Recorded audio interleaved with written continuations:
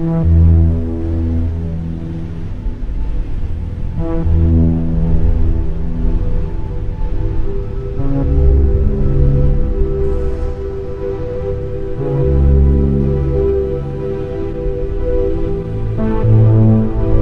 breve resumo histórico do movimento dos irmãos.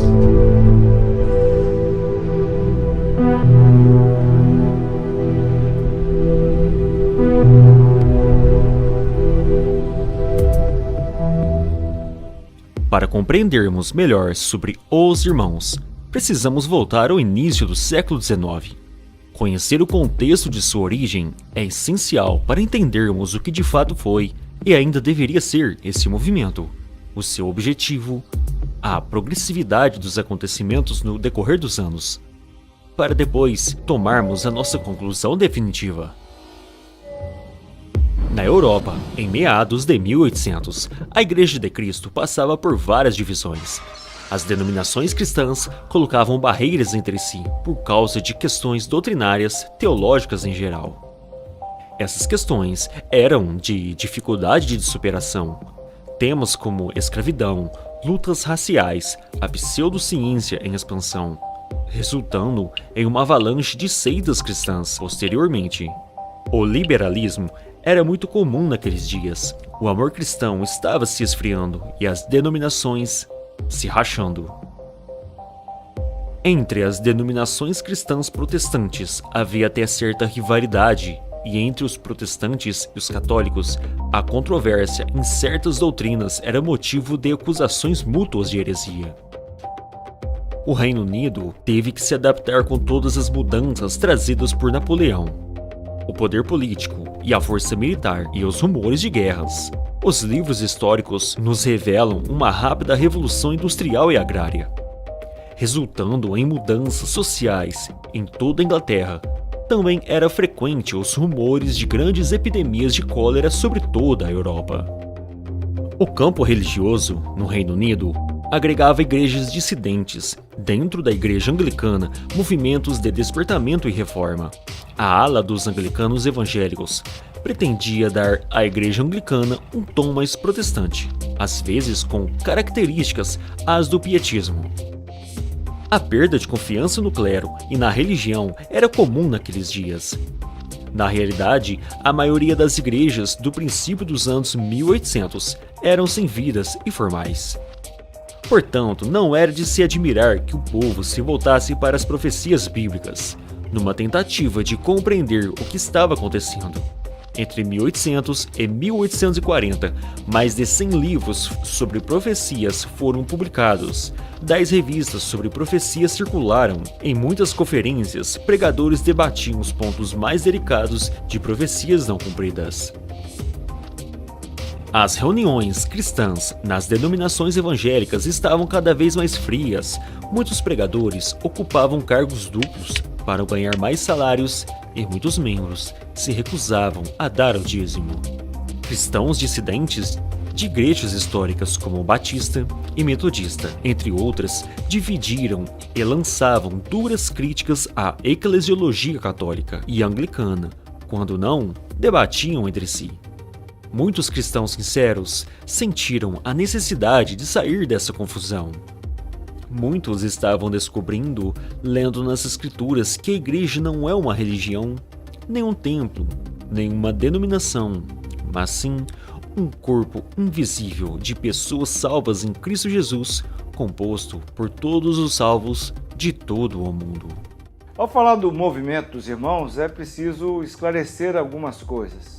Uma das lendas urbanas dos irmãos é que nós somos descendentes diretos lá de Atos 2. E alguns irmãos traçam até a gente como descendente dos usitas, priscilianos, montanistas até, que eram uma seita herética, paulícios, anabatistas e por aí vai. Mas na verdade, o movimento dos irmãos foi um avivamento que aconteceu iniciando por volta de 1825 no Reino Unido, de pessoas jovens, muitos deles da alta sociedade britânica, que começaram a perceber a disparidade entre o que acontecia nas suas igrejas locais e aquilo que a Bíblia falava sobre o funcionamento da igreja. Então, na verdade, o movimento dos irmãos foi uma reforma dentro da eclesiologia. Havia nessa época no Reino Unido, tanto na igreja anglicana como nas igrejas dissidentes, alguns contam aí os batistas, os presbiterianos, metodistas, enfim, outros grupos, um clericalismo muito rígido, onde somente o clérigo, o pastor, ou o bispo, ou o reverendo, poderia ter algumas funções na igreja, como por exemplo, só na presença de um desses homens é que se poderia celebrar a ceia do Senhor, porque eles teriam, segundo o entendimento da época, e em algumas igrejas até hoje é assim, só eles teriam um poder de abençoar os elementos da ceia, o pão e o vinho, para assim poder ser distribuído entre os membros. Eles foram percebendo também algumas coisas, como por exemplo, era costume em algumas dessas igrejas se alugar os primeiros bancos para que as pessoas mais ricas pudessem se assentar ali, eles pagavam, e desse fundo do aluguel de bancos, por exemplo, vinha o salário dos pastores, era para complementar. Assim, aconteceu com uns poucos cristãos em Dublin, na primeira parte do século XIX. Sem dúvida nenhuma, o Senhor esteve lidando com suas almas durante algum tempo, preparando-os para receber as verdades que há muito estiveram encobertas aos filhos de Deus. Deste modo, foram conduzidos por Deus a se separarem dos sistemas religiosos existentes com os quais tinham estado intimamente ligados e a dar testemunho das relações celestiais do cristão e da natureza e da unidade da Igreja de Deus. Se formos tratar sobre o movimento dos irmãos minuciosamente, não conseguiríamos estabelecer lugares e datas para o início do movimento de forma precisa. Não havia entre eles uma preocupação institucional, entretanto, a maioria aponta a cidade de Dublin, na Irlanda, como lugar dos princípios e o evento gerador de todos os desdobramentos posteriores. Não foi a inauguração de um prédio, fundação de uma sociedade ou publicação de um livro, catecismo ou manifesto, mas sim o partir o pão, a Santa Ceia ou a mesa do Senhor. E é claro, sim a condução de um ministro ordenado. A celebração da Santa Ceia pela comunidade autônoma, portanto, configura-se como o marco inicial do movimento dos Irmãos Unidos. Dr. Edward Cronin, um jovem que fora católico romano, um estudante de medicina que teve de deslocar-se do interior da Irlanda, de Cork para Dublin, por causa de sua saúde, para lançar uma simples rede que se tornaria o movimento dos irmãos. Primeiro, o jovem Dr. Cronin congregou-se na cidade de Dublin em várias igrejas dissidentes, mas em sua hostilidade umas para com as outras, cada uma o procurava para pedir especial membresia, principalmente se ele procurava ter comunhão. Dr. Cronin não entendia como bíblica a necessidade de filiação a alguma denominação para ser incluído no corpo de Cristo, com direito à Santa Ceia. Cria ele que todo cristão já pertencia ao corpo de Cristo, com acesso à mesa do Senhor. Tais ideias não agradaram aos ministros locais que o denunciaram a partir do púlpito. Nesse momento, ele havia angariado a simpatia de algumas pessoas, dentre as quais Francis Hutcheson e Edward Wilson, secretário da Sociedade da Bíblia, e foi na casa deste que começaram a orar e partir o pão em 1826. Anthony Norris Groves, um dentista abastado, viajava com certa frequência a Dublin para exames no Trinity College, com o intuito de obter a graduação teológica e ser enviado para Bagdá pela sociedade missionária. Durante os estudos, Groves iniciou amizade com John Gifford Ballard e conheceu o jovem sacerdote da Igreja da Irlanda, John Nelson Darby. Reuniram-se frequentemente para os estudos bíblicos em Dublin na Páscoa de 1827. Groves teria considerado com Ballard que sua compreensão e entendimento das Escrituras, os crentes, reunindo-se como discípulos de Cristo, estão livres para partir o pão juntos, em qualquer dia, como os apóstolos fizeram. Anthony Norris Groves possui destaque como uma figura central no início e no desenvolvimento do movimento dos Irmãos Unidos para todos os autores consultados, exceto Miller, que apresenta Sr. Groves como uma figura tardia e com efêmera passagem por entre os irmãos. O Sr. Groves tem sido mencionado como o primeiro que sugeriu pela primeira vez a ideia de partir o pão sem a presença de um ministro. A partir desse equívoco, alguns o têm designado como sendo o fundador dos irmãos e outros como o pai dos mesmos, mas essa conclusão não se encontra baseada nos fatos.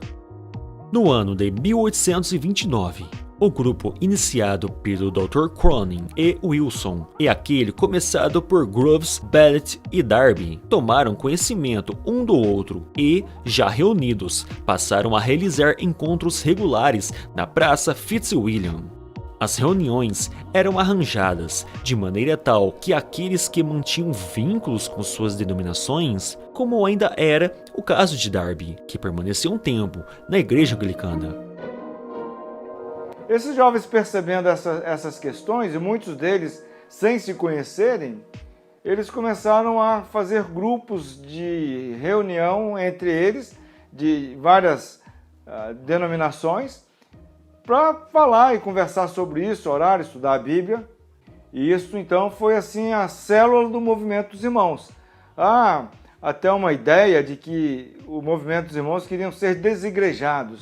E esses desigrejados, eles se reúnem em casa, se reúnem em grupos em qualquer lugar, em qualquer situação e evitam a institucionalização desse grupo.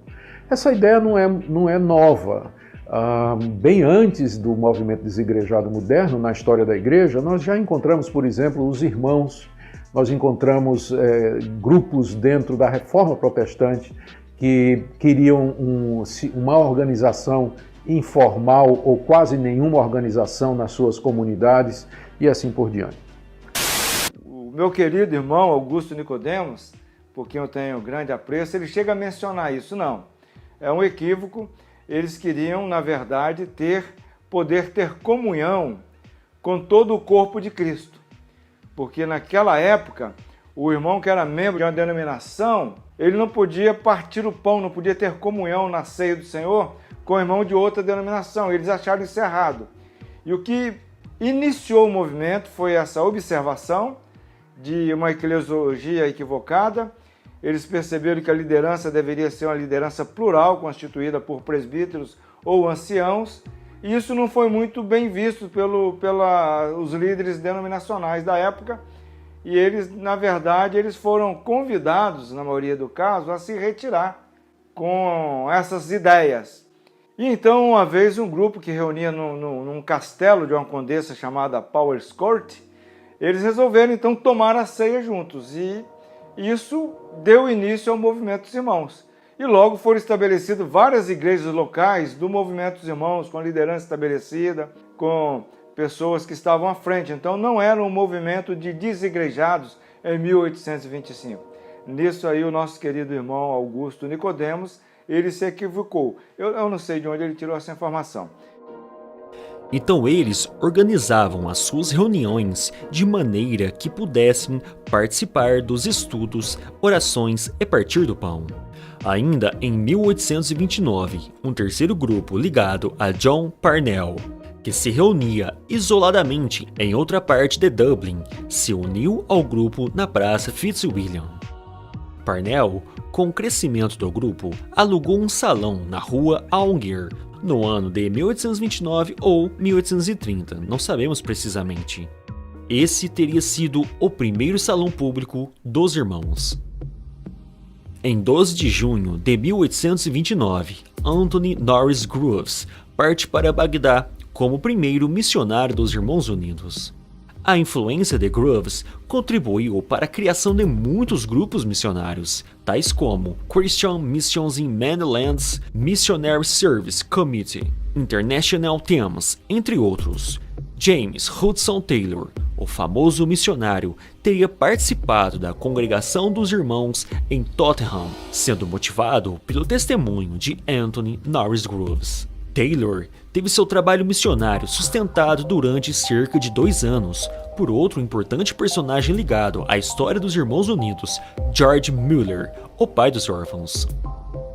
George Mueller integrava o grupo de irmãos em Bristol, juntamente com Henry Craig. Mueller, por intermédio de Craig, conheceu os ensinos de Groves, que o impactaram tremendamente na congregação batista, que pastoreava em Teignmouth.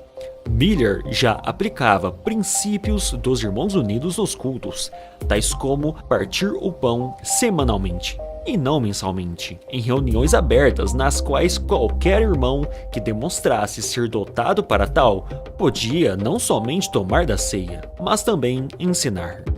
Em abril ou maio de 1832, Craig foi pregar em Bristol, na Capela Gideão, uma igreja não denominacional.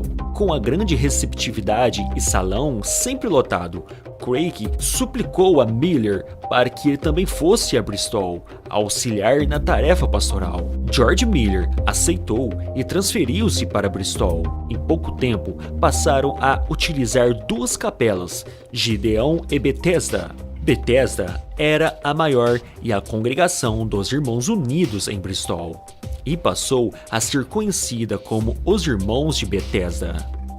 Outra assembleia de fundamental importância naqueles primeiros anos do movimento foi a de Plymouth. O grande número de membros e os professores de destaque como Benjamin Wills Newton e John Nelson Darby, com suas muitas produções literárias, fizeram com que o movimento dos Irmãos Unidos fosse identificado como os Irmãos de Plymouth. O movimento teve expansão rápida pelo Reino Unido, atravessou o mar e alcançou o continente europeu. A Bíblia de Elberfeld, por exemplo, foi uma tradução própria para o alemão, executada pelos irmãos naquele país. A acelerada expansão, a experiência incipiente deste novo modo de ser igreja e a heterogeneidade das assembleias não permitiu que sempre houvesse concordância acerca de pontos específicos de doutrinas, o que no princípio não era um problema. Quando era indagado acerca de princípios que pudessem reunir os cristãos, apesar de divergentes opiniões sobre alguns assuntos, Groves dizia que, sim, existem. Fomos chamados a não saber nada entre nossos companheiros cristãos, a não ser 2 fatos. Eles pertencem a Cristo? Cristo os recebeu? Então nós podemos recebê-los para a glória de Deus. Ele escreveu que só existe um caminho de união, este de irmãos e irmãs com seu Senhor e Pai, permanecendo juntos em comunhão pelo Espírito. Quando esses grandes princípios são aceitos, todas as outras, tal como o sistema de regras de igreja, estão, acredito, totalmente subordinados. O princípio da unidade era crucial para aqueles pioneiros dentre os irmãos. O uso de qualquer nome, denominação ou classificação era para eles impensável, como impensável era a adoção de quaisquer normas ou condições que pudessem causar embaraço ou dificuldade para a comunhão dos filhos de Deus. A base para a comunhão era o ser cristão, e as regras de fé e prática precisavam ser orientadas pelas Escrituras. O exclusivismo, no princípio, era rechaçado e insistências recaíam sobre o dever de manter um padrão elevado de conduta, de se reconhecer a autoridade das Escrituras e da liberdade no uso dos dons por todos os membros da congregação, negando-se assim quaisquer prerrogativas ministeriais. Eles ensinavam a autonomia e a independência das igrejas locais, incentivando a fraternidade entre as assembleias. Ainda que rejeitassem qualquer nomenclatura, dispunham-se à comunhão com igrejas de variadas denominações, nas quais houvesse evidência da presença de Cristo. Posteriormente, as assembleias ligadas a John Nelson Darby assumiram posturas distintas, ensinando antes a separação das demais igrejas, diferente do que se apregoou no princípio, que o sangue de Cristo era a base da unidade. Sustentavam que o sangue de Cristo era a base da paz e o cordeiro assado, este sim, a base da unidade, em uma referência à santidade requerida por Deus e que faltaria aos demais crentes, incapacitando-os a participar da mesa do Senhor.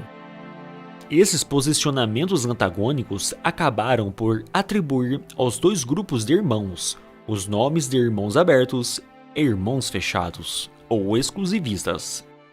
Especialmente a partir do conflito havido entre Darby e Newton, que nós trataremos um pouco mais adiante. O entendimento dos irmãos de que a igreja consiste na reunião daqueles que creem, e não em ritos e cerimônias, de modo algum produziu desordem na vida e prática da igreja. E a rejeição radical de prerrogativas ministeriais não redundou em negação de governo na igreja, ao menos para boa parte deles. Assim, as congregações dos irmãos reconheciam homens mais capazes como presbíteros ou anciãos, respeitando a pluralidade do ministério, ou seja, sempre havia um colegiado de presbíteros. Entendiam a partir dos textos como de Atos 20 e 28, 1 Pedro 5, 1 a 3, que a responsabilidade por apacentar a igreja de Deus recai sobre os presbíteros. E é por isso que não encontramos pastores oficializados nas assembleias dos irmãos. O interessante é que John Nelson Darby, ele mesmo elegia anciãos para as congregações dos irmãos, mas ele passou a se opor totalmente a essa prática, ensinando o conceito da igreja em ruínas, que basicamente tomava impossível a eleição de presbíteros, afirmando que as congregações apenas poderiam ser dirigidas diretamente pelo Espírito Santo. Os exclusivistas e o Darby, isso foi fruto dele, um homem muito inteligente, muito capaz, a quem nós devemos a sistematização, por exemplo, do dispensacionalismo, mas ele começou então a pregar o que era chamado de doutrina da igreja em ruínas.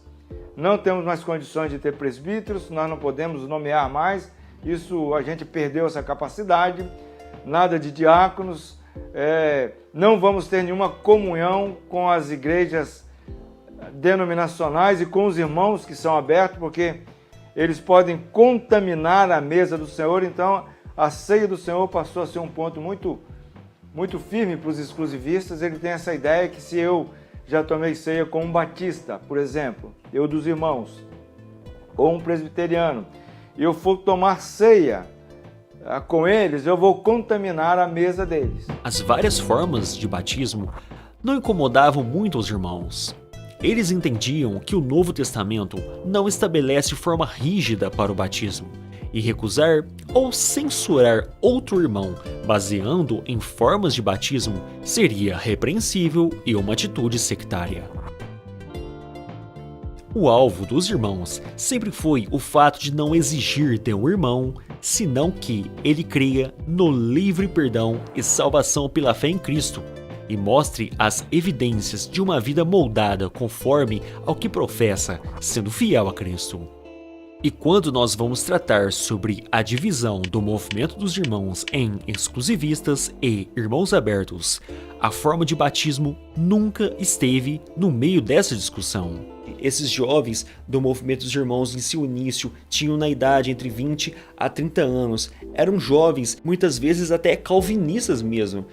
Eles não discutiam, por exemplo, qual tipo de batismo que era o correto dentro das denominações. Não há registros em fontes seguras em que os irmãos tiveram divergências sobre a questão do batismo. Mas hoje nós vemos grupos discutindo, por exemplo, qual batismo é correto, se é por imersão, por aspersão. Nós vemos na sua história que os irmãos recebiam membros de outras denominações e nem rebatizavam esses irmãos. Os irmãos aceitavam naturalmente pessoas de várias denominações para partir o pão, para oração e estudo da palavra de Deus. E esses mesmos saíam juntos para poderem evangelizar nas praças, nas ruas, por onde eles passavam. Mas não havia ali um preconceito religioso. Eles abraçavam aquelas pessoas e eles tomavam a comunhão normalmente. O movimento dos irmãos, como é conhecido, sem dúvida foi um movimento de avivamento, um movimento onde houve um despertamento missionário muito grande. O movimento começou de uma forma muito interessante, muito simples, com uma grande união entre os irmãos, e eles tinham o desejo de se reunir ou de compartilhar a fé com qualquer um que professasse a fé no Senhor Jesus Cristo e cresce no Senhor Jesus como Senhor e Salvador.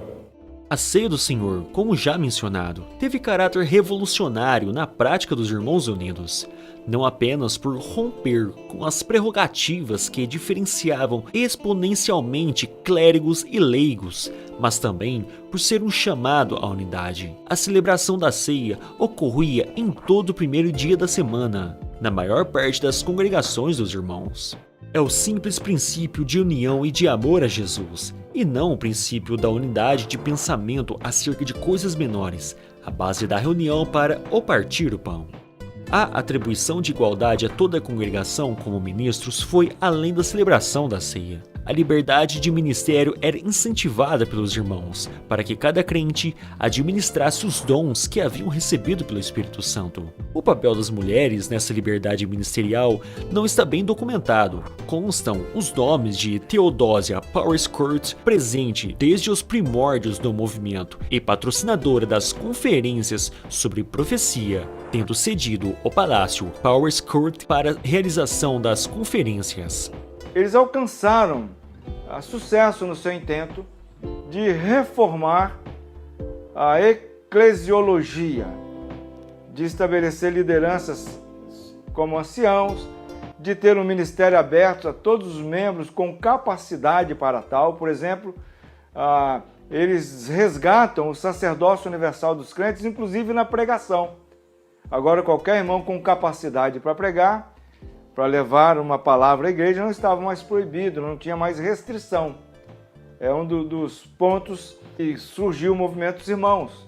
Outro ponto é poder celebrar a ceia como irmãos, e sendo que qualquer irmão que estava ali naquela reunião, que podia pegar o pão e comer e beber o vinho, ele também podia levantar e dar graça pelos elementos, como os discípulos faziam no começo. Surgem também os nomes de B.C. Puget, que fundou e dirigiu serviços espirituais e sociais em Burns Temple, e Mary Fedden, de Bristol, que foi corresponsável por 2 escolas dominicais. Os ofícios do governo da igreja, presbíteros e diáconos, eram os únicos com atribuições definidas às pessoas escolhidas para tal. As demais atividades típicas da comunidade cristã poderiam ser exercidas por qualquer pessoa que demonstrasse uma capacidade para esse ministério. Os irmãos pregavam o evangelho em tendas, praças, nos lares. Onde houvesse oportunidade, eles a aproveitavam. Muitos folhetos evangelísticos eram distribuídos pelas Ilhas Britânicas. Havia um forte serviço social mesclado às ações evangelísticas, dos quais o destaque recai sobre os orfanatos mantidos por George Miller. Haviam ações destinadas aos pobres em cidades como Londres, Bristol e Burns Temple. Foram muito despojados com o uso do dinheiro. Groves e Chapman, por exemplo, doaram suas fortunas e escolheram viver de maneira simples. Registra-se que muitos irmãos abastados alugavam casas mais simples para que os pobres não se sentissem constrangidos com qualquer ostentação. Lord Congleton, membro da Câmara de Lords, escolheu uma cama militar e uma casa pouco mobiliada, onde ele conseguia que os pobres se sentissem à vontade. As questões escatológicas colocadas e desenvolvidas pelos irmãos talvez sejam as que tiveram influência mais duradoura. Dentro dos sistemas de profecia e escatologia, há que se destacar o dispensacionalismo. O sistema de compreensão das profecias desenvolvido por John Nelson Darby depende do conceito de dispensações. As dispensações principais foram chamadas de as 3 esferas da glória de Cristo. E são elas, os judeus, os gentios e a Igreja de Deus. O arrebatamento dos santos na segunda vinda de Cristo igualmente constituiu-se em um desenvolvimento teológico diferenciador, posto que à época daqueles primeiros irmãos predominasse o entendimento de que a morte de cada pessoa é virtualmente a vinda do Senhor a tal indivíduo. Essa ideia foi rechaçada e os irmãos pregavam a ressurreição de cada crente na vinda do Senhor. Essa interessante e intensa produção teológica tem desdobros na cristandade atual, mas a liberdade almejada, a tolerância para com questões secundárias e o alto apreço pela unidade cristã demonstrada naqueles primeiros anos, lamentavelmente não resistiram ao choque entre dois dos principais líderes e destacados eruditos do movimento dos irmãos, John Nelson Darby e Benjamin Wills Newton. Depreende-se que o estopim do processo conflituoso que já vinha acontecendo de maneira velada entre Darby e Newton foi exatamente o sistema de interpretações proféticas escatológicas desenvolvido por Darby. Com o passar dos anos, o movimento foi crescendo e outras pessoas foram se agregando à comunhão dos irmãos. Entre essas pessoas, em um determinado momento, surgiu a figura de John Nelson Darby. Sem dúvida, um homem muito estudioso, com um grande conhecimento das Escrituras, porém com um gênio muito forte. E pode-se dizer que o movimento dos irmãos pode ser dividido entre antes de Darby e depois de Darby, porque a partir da influência de Darby, o movimento ganhou outras características, inclusive sectárias. Darby tinha ideias realmente sectárias. E depois de muitos anos de influência dos ensinos de John Nelson Darby, que inclusive acabou tendo uma proeminência dentro do movimento, como se ele tivesse sido o fundador ou o iniciador do movimento, o que não é verdade. Durante o outono de 1837, Darby ministrou numa igreja dissidente que se reunia em Borg-de-Fort, Genebra. Ele já contava com grande prestígio e foi incentivado a promover seus ensinos na Suíça por vários amigos e cooperadores, dentre os quais Anthony Groves. Darby promovia palestras para ensinar seus conceitos de profecia e escatologia, que desfrutavam de popularidade entre os cristãos evangélicos de Genebra e Lausanne. Mas passou também a se opor à eleição de presbíteros ou pastores, alegando que se os anciãos do Novo Testamento eram eleitos pelos apóstolos e não havendo mais apóstolos, não deveria mais haver anciãos. Afirmava que qualquer eleição para o governo ou apacentamento da igreja era uma intromissão, posto ser a direção das assembleias ato exclusivo do Espírito Santo. Tais ideias não tiveram receptividade. Remover o governo da igreja em favor de uma estrutura vaga e subjetiva pareceu aos líderes, tanto da igreja estatal quanto das dissidentes, a receita para o desastre. Durante as estadas de Darby na Suíça, Newton figurava como o último dos fundadores, ainda ministrando em Plymouth. Seu prestígio crescia e a gráfica fundada por dois presbíteros, Clulow e Southall, ajudava na promoção dos ensinos de Newton, imprimindo numerosos folhetos e a revista Christian Witness. Darby passou a demonstrar preocupações com a importância de Newton na Assembleia de Plymouth, ainda mais com as já notadas diferenças teológicas entre ambos. Após encontrar-se com Darby para tratar a questão, Newton teria declarado: "A diferença entre nós era tão radical, tão vital, que eu disse a Treglis que eu retornaria para Plymouth na manhã seguinte e arranjaria todas as coisas para deixar completamente a Assembleia de Plymouth. E eu deveria ter feito isso. Teria poupado toda a tristeza que veio a seguir." A história revela que Darby entrou posteriormente e, infelizmente, suas ideias sectárias trouxeram grandes prejuízos para o movimento, que começou de uma forma muito bíblica, tentando resgatar o princípio da igreja ali em Atos capítulo 2, como era no início, na sua simplicidade, sem posições eclesiásticas, mas infelizmente as ideias de Darby realmente trouxeram grandes prejuízos e fez com que ao longo dos anos diversas ramificações dentro do movimento surgissem, e muitas dessas ramificações inclusive se tornaram sectárias. Newton deixa então a sua peculiar reserva no trato com Darby e publica as 5 cartas confrontando as visões escatológicas e o sistema de interpretações de profecias de Darby, assim como o conceito de arrebatamento secreto, que ele reputa como perigoso e com potencial para abalar os alicerces do cristianismo. Darby reagiu prontamente e acusou Newton de fomentar desconforto para todas as assembleias dos irmãos, evitando refutações pontuadas das alegações de Newton nas 5 cartas. Disse não ter entendimento definitivo sobre o arrebatamento secreto e concluiu que Newton fora motivado por autopromoção e pelo desejo de influenciar os irmãos. Chocado, Newton decretou o fim da amizade entre eles e sugeriu que evitassem debater assuntos escatológicos em favor da harmonia cristã. Darby retornou para a Suíça, onde manteve suas reuniões de ensino, não sem oposição, enquanto Newton permaneceu em Plymouth, dedicando-se aos estudos e ao ensino, repartindo as necessidades pastorais da Assembleia com os anciãos Harris e Southall. Apesar de terem boa parte dos seus ensinos com um teor bíblico, a sua prática é de seita. Inclusive, muitos desses são chamados de irmãos exclusivistas ou darbistas, exatamente por seguirem as ideias de Darby.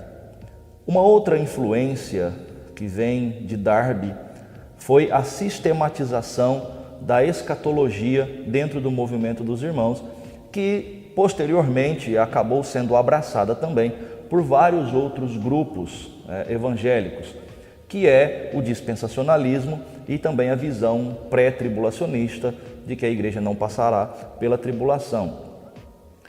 Se você pesquisar na história, verá que antes de Darby havia muito pouco material ou poucos estudos a respeito disso. Mas Darby foi realmente o responsável por compilar e sistematizar toda essa ideia dispensacionalista pré-tribulacionista. Dentro do próprio movimento dos irmãos, este não era um consenso único, não eram todos que aderiram a essas ideias e interpretações sobre a sistematização escatológica feita por Darby do dispensacionalismo e do pré-tribulacionismo. Hoje tem-se uma ideia de que era um consenso comum e que isso vem desde o início do movimento, mas não é assim. Isto veio posteriormente, depois da sistematização e da influência de John Nelson Darby no movimento. Então fica claro que não eram todos, no início do movimento, que aceitavam a visão dispensacionalista e pré-tribulacionista que Darby sistematizou.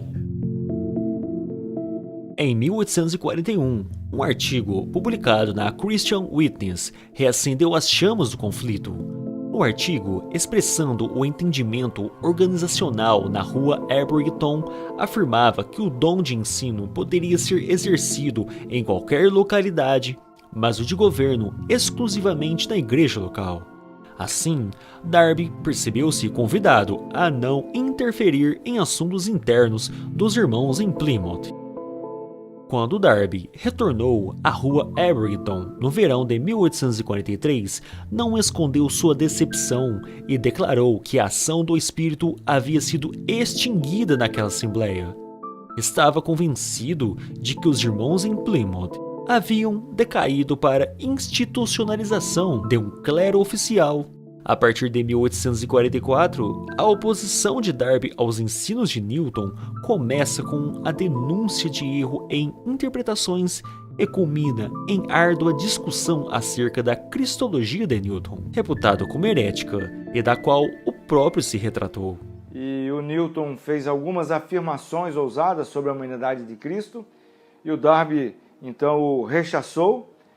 E também o Newton, vendo algumas participações pouco proveitosas de pessoas sem condições de falar, mas que queriam falar nas assembleias, principalmente na escola dominical, ele estabeleceu um dirigente.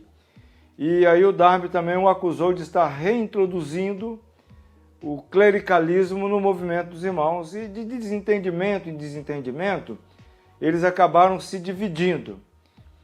E o irmão Silas, ele escreveu no seu livro, que o Darby era uma pessoa de uma personalidade muito firme, que ele era muito amável, muito cortês e até tolerante numa discussão com uma pessoa de nível intelectual inferior ao dele. Mas quando ele pegava alguém de um nível intelectual bom, ele era muito duro, muito firme em defender aquilo que ele queria. E houve então essa divisão. E a partir de então surgem os irmãos exclusivistas, e a linha dos irmãos abertos continuam. Ao abandonar a Suíça em 1845, por conta de uma revolução que eclodira em Genebra, Darby dirigiu-se a Plymouth, disposto a lutar pela alma do movimento dos irmãos. A luta de Darby foi intensa, e não é possível, é claro, tratar todo este assunto aqui neste pequeno documentário. Mas as trocas de acusações acontecia onde houvesse oportunidade, em reuniões de culto ou de estudo, por cartas ou até mesmo por panfletos. Além das questões doutrinárias, acusações de caráter moral tomaram vulto quando Darby acusou Newton de alterar, suprimir deliberadamente trechos de seus escritos, as 5 cartas, em uma tentativa de negar o que havia sido por ele afirmado. Foram estabelecidos grupos para investigação desse embate, principalmente quanto às acusações de imoralidade que recaíram sobre Newton. Lord Congleton, um dos investigadores, concluiu que, apesar de haver inclinações ao sectarismo e ao clericalismo na Assembleia da Rua Abingdon, Newton não era culpado de desonestidade moral ou qualquer engano intencional. O fato é que um cisma devastador já estava consumado em Plymouth. Darby e Newton empenharam-se em confirmar suas posições e atraíram após si simpatizantes, dividindo os afetos dos crentes daquela localidade. Em 28 de setembro de 1845, Darby e seus apoiadores estabeleceram outro ponto de reunião em Plymouth, em uma capela situada na rua Halleck, consolidando assim a divisão dos grupos. A questão da cristologia de Newton havia causado divisão entre os presbíteros em Plymouth. Alguns não mais confiavam plenamente nele. Não havia então mais suporte para Newton em Plymouth. Em 8 de dezembro de 1847, Benjamin Wills Newton deixou a Assembleia de Plymouth para nunca mais ensinar e tampouco congregar entre os irmãos. Um jornal local publicou uma nota de lamento. Soubemos que o Sr. Benjamin Wills Newton, um dos pregadores entre os irmãos de Plymouth, deixou Plymouth com a determinação de não mais retomar seus trabalhos ministeriais. A perda ocasionada para a aposentadoria desta pessoa afável e talentosa será fortemente sentida por muitos que a ele estavam ligados, não apenas por laços comuns, mas por aqueles de respeito e amor. O cisma não havia ficado restrito à Assembleia de Plymouth. As demais localidades foram instadas a tomar partido do que ocorria, e o caso mais emblemático envolveu a Assembleia em Bristol. Quando 2 homens oriundos de Plymouth foram recebidos à comunhão em Bristol, na capela de Bethesda, apesar de terem sido examinados quanto à assimilação dos erros doutrinários de Newton. Darby declarou estar impedido de ir a Bethesda, pois ali haviam seguidores de Newton. Em reação aos postulados de Darby, aos 10 anciãos de Bethesda escreveram à igreja a chamada Carta dos 10, expressando repúdio aos erros cristológicos de Newton, mas insistindo que a questão deveria ser examinada tão somente no âmbito da localidade na qual teria ocorrido, e afirmando ser um erro rejeitar a comunhão a qualquer pessoa tão somente por terem vindo de uma assembleia na qual tem havido ensino errôneo.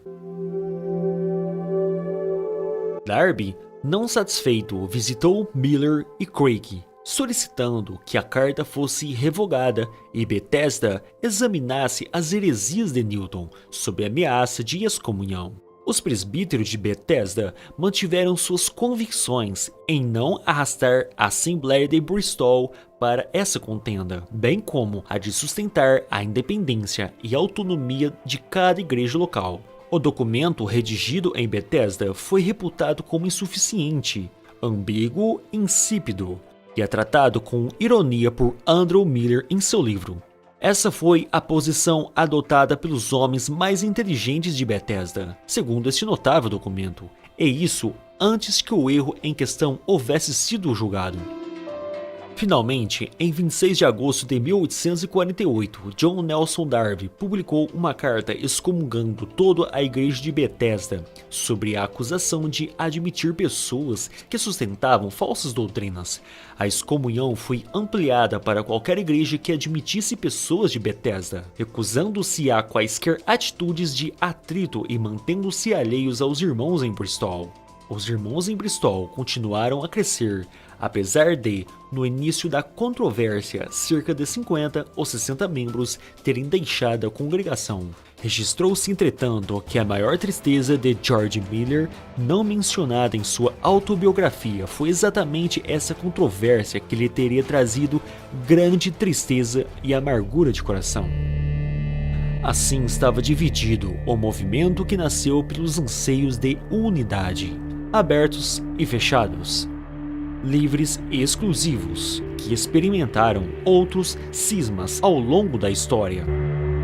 O escritor Jonathan Burham, que se diz beneficiado por analisar os fatos por meio da retrospectiva, conclui que o amargo conflito travado entre Darby e Newton parece apenas uma disputa entre duas personalidades fortes, ambos disputando o poder em uma pequena, idealista, mal estruturada e separatista seita cristã. Teria se cumprido o vaticínio de Anthony Groves, que em carta a Darby o teria alertado exatamente assim: vocês serão conhecidos mais pelo que são contra do que pelo que vocês concordam. Ou ainda existem caminhos para aqueles primeiros princípios, ideais evangelizadores, missionários, teológicos e, sobretudo, os que almejavam a unidade dos cristãos? Um problema que eu vejo dentro do movimento dos irmãos, que inclusive isso consta em algumas literaturas, é assumir a postura de ser a igreja mais correta, ou até mesmo uma restauração da igreja primitiva. Isso pode ser constatado em algumas literaturas, principalmente desse lado mais sectário, mais darbista. Eles alegam que Deus, ou o Espírito Santo, reavivou a igreja usando esse movimento para restaurar a igreja para os princípios originais lá de Atos capítulo 2. E o problema de se considerar a única igreja verdadeira ou a mais correta, como eu já inclusive ouvi alguns dizendo serem os mais corretos, cai na mesma interpretação de certos grupos sectários ou de certas seitas evangélicas que nós temos nos tempos atuais, que também dizem ser a igreja verdadeira ou ser a restauração da igreja primitiva. Então isso de fato é um problema. O movimento dos irmãos, sem dúvida, tem grandes qualidades, mas atualmente o que eu posso dizer por conhecer o movimento, por conhecer a história e por ter comunhão, uma comunhão muito plena com este movimento, é que hoje nós realmente nos tornamos aquilo que começamos a combater. Sem dúvida, um movimento que trouxe grandes benefícios para a igreja, mas não isenta dos seus erros e dos problemas que existem na atualidade. Existe inclusive um documentário da BBC realizado há alguns anos atrás e você pode encontrar no YouTube, onde fala sobre os irmãos de Plymouth, que era exatamente a terminologia ou como eles eram conhecidos no início, ali na Inglaterra, na cidade de Plymouth. Este documentário ele tem exatamente um tom pejorativo, porque ele vai mostrar um lado sectário de uma ala ou de uma ramificação exclusivista, que inclusive é uma linha sectária do movimento que segue as ideias de John Nelson Darby. E nesse documentário é relatado sobre práticas de seita dentro do movimento, onde eles excluem pessoas da família quando essas pessoas não querem mais fazer parte do movimento. Seria interessante você pesquisar sobre esse documentário e assistir. Infelizmente está todo em inglês e a imagem não é tão boa porque é um documentário já antigo. The dominant personality rose to be regarded as group leader. John Nelson Darby was acknowledged by the Brethren, as they came to call themselves. Mas você pode ter uma ideia de como as ideias de Darby acabou por dividindo o movimento e criando diversas ramificações. E no Brasil nós temos também ramificações que seguem as ideias exclusivistas de Darby. Por isso eu disse que Darby ele foi um divisor dentro do movimento dos irmãos e, infelizmente, um divisor não positivo. Apesar de todo o seu conhecimento, de sua bagagem, de ser um homem estudioso e conhecedor das Escrituras, ele tinha sérios problemas de relacionamento e uma tendência muito forte a impor as suas ideias. E o que eu sugiro é que você pesquise para não depender das interpretações de um homem para você entender as Escrituras. Afinal, é isso que acontece na maioria das seitas evangélicas, onde existe um líder, um fundador, e ele é o responsável por ensinar e explicar e interpretar todos os pontos das passagens bíblicas. E seria muito bom se todos os membros desse movimento pudessem conhecer como realmente começou o movimento, mas que infelizmente durou apenas alguns poucos anos, aquela simplicidade, e logo depois foi se tornando aquilo que eles iniciaram combatendo. E hoje nós estamos aí com diversas ramificações e bem longe do que foi a ideia original. Então, do meu ponto de vista, é fundamental conhecer essa história. E principalmente nós que somos do movimento dos irmãos. Dado a escassez de material em português, nós conhecemos assim relances da história. Existem 3 livros publicados em português sobre o movimento dos irmãos, sobre a nossa história. O primeiro foi publicado pelo irmão Silas Filgueiras, o livro Os Irmãos, esgotou-se, né? O segundo foi publicado por mim, um livro que chama-se O Movimento dos Irmãos, cujo original em inglês é Family Matters. E o terceiro é do Depósito de Literatura Cristã, que foi publicado por último. Inclusive, esse do Depósito de Literatura Cristã defende abertamente o exclusivismo no meio dos irmãos, no seu bojo ali, no seu contexto. Ele chega a afirmar, por exemplo, o Miller não deveria ter sido aceito no movimento dos irmãos, porque ele veio de outra igreja. No caso dele, ele veio da luterana, o George Miller. Mas a verdade é que todos os que começaram o movimento dos irmãos, no começo mesmo, todos eles vieram de outra igreja, inclusive o Nelson Darby, que era da igreja anglicana e que só saiu de lá tardiamente. Há algumas pessoas que equivocadamente fazem a leitura de livros que não são fontes primárias do movimento dos irmãos. Entre elas, uma muito divulgada nas redes sociais, na internet, é um PDF gratuito que as pessoas podem adquirir aí rapidamente no Google.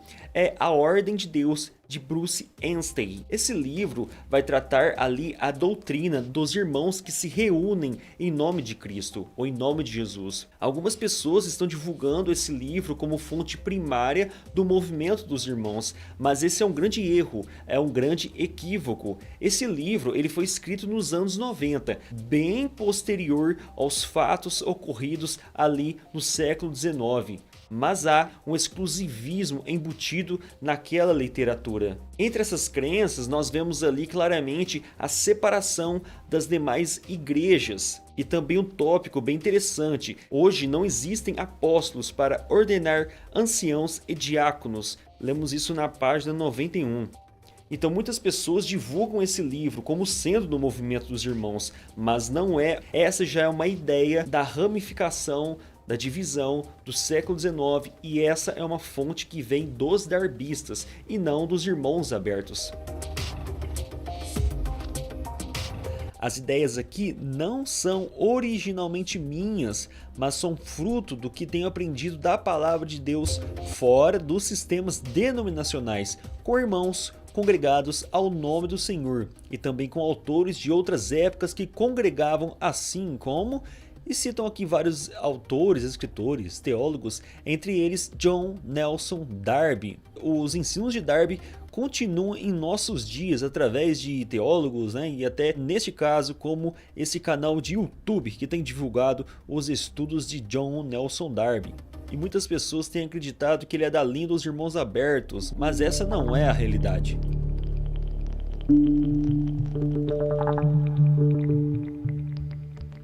Agora, os princípios dos Irmãos Unidos chegaram a terras brasileiras. e estão relacionados ao famoso missionário Dr. Robert Reid Kelly e seu cooperador Richard Holden, e por conseguinte a Igreja Evangélica Fluminense. O médico escocês Dr. Kelly é tido pelos estudiosos como o pioneiro do protestantismo de missão no território brasileiro. Chegou ao Brasil em 1855 com sua esposa Sarah Poulton Kelly. No Rio de Janeiro, deu início aos trabalhos evangelísticos que culminaram com a fundação da Igreja Evangélica em julho de 1858, que posteriormente, em 1863, passou a denominar-se Igreja Evangélica Fluminense. No ano de 1865, Dr. Kelly convidou Richard Holden para ser seu cooperador. Holden atuava então como agente da Sociedade Bíblica Britânica e co-pastor da Igreja Evangélica Fluminense. Durante essa estada no Rio de Janeiro, entre 1865 e 1871, Richard Holden empreendeu inúmeras viagens de norte a sul do Brasil, visitando também outros países como Uruguai e Argentina, por conta de sua função na Sociedade Bíblica Britânica. Holden pretendia cooperar com Kelly nos cuidados da Igreja Fluminense sem o recebimento de salários, o que não agradava Kelly, que insistia em remunerá-lo. Holden entendia que assim estaria livre para ser fiel às suas convicções e expressá-las em quaisquer questões acerca das quais houvesse divergência. Este parece ter sido um importante ponto de tensão entre eles. Apesar das divergências acerca de pontos específicos de doutrina e prática, parece que Holden gozava de considerável confiança por parte de Dr. Kelly. Em dezembro de 1868, o casal Kelly deixou o Brasil para uma longa estada na Europa, da qual retornaram apenas em junho de 1871. Durante todo esse tempo, Richard Holden assumiu sozinho o cuidado pastoral da Igreja Fluminense e, com a chegada do casal Kelly, partiu para a Inglaterra com indicações de não mais voltar ao Brasil.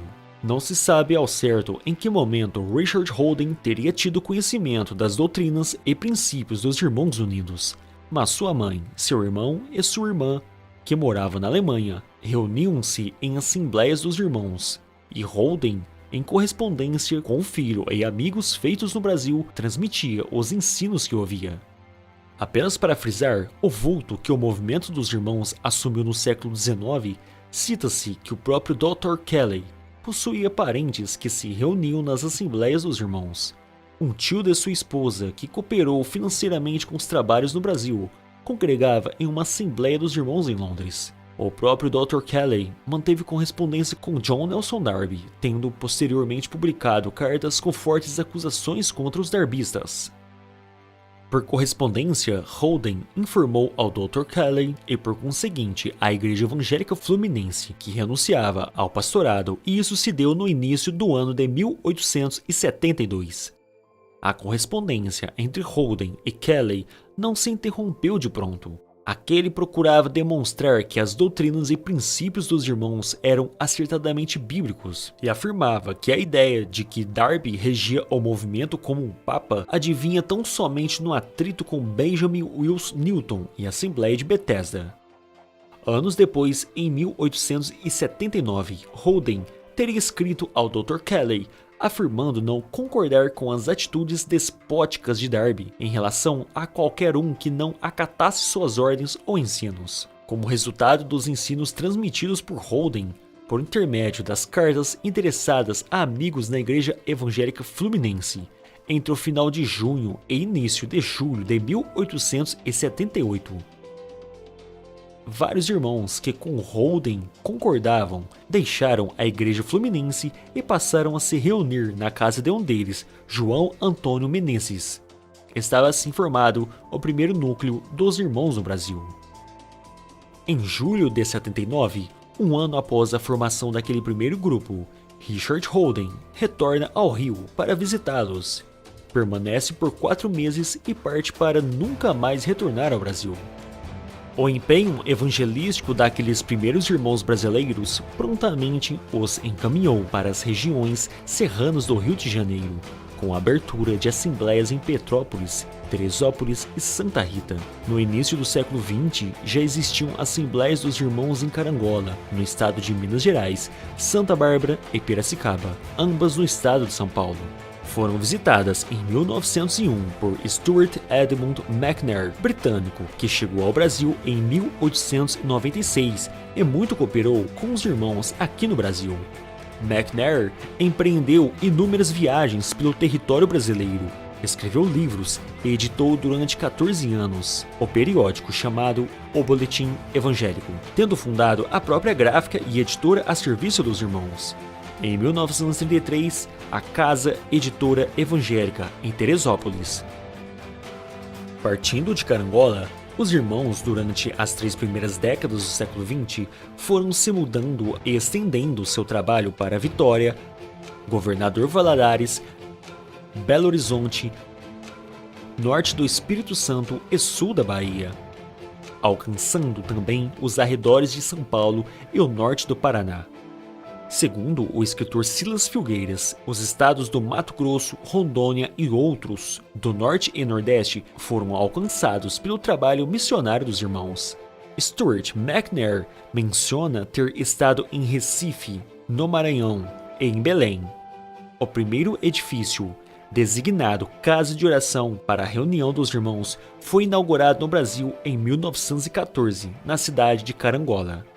Maiores detalhes acerca do desenvolvimento das atividades dos irmãos em terras brasileiras não estão disponíveis em livros ou periódicos encontrados em livrarias ou bibliotecas. As características peculiares do movimento, como a constituição de igrejas independentes, não confederadas ou mesmo federadas, assim como as divisões que fracionaram o movimento em seu início, impedem a consolidação de históricos e de dados. Francisco Genciano Júnior, em sua pesquisa, afirma que ele obteve informações que causaram surpresa. Relatou-se algo como cerca de 50 mil famílias relacionadas de algum modo à história dos Irmãos Unidos, espalhados por cerca de 6 mil assembleias no Brasil.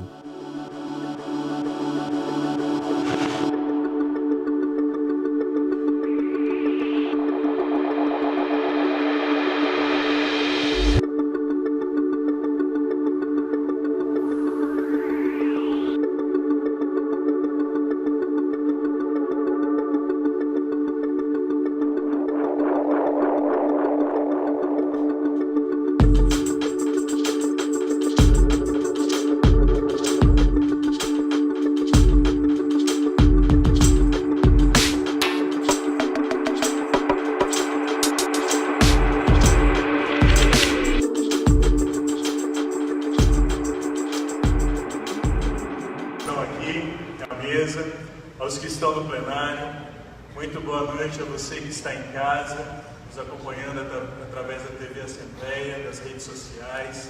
Muito obrigado, porque nessa noite você é capaz de escrever mais um pedacinho da história do movimento dos irmãos do Brasil. Muito obrigado porque você faz parte dessa história. E a noite de hoje ela é muito especial nesse sentido, porque podemos transformar esse momento num momento de adoração, de gratidão ao nosso grandioso Deus. E agora, nesse instante, eu gostaria de convidar o irmão Aías, membro da Casa de Oração no Córrego do Alecrim, noroeste do estado do Espírito Santo, a reger o hino de número 469, Tu és fiel, Senhor. Vamos cantar com bastante entusiasmo aquele que é digno de todo louvor, honra e glória.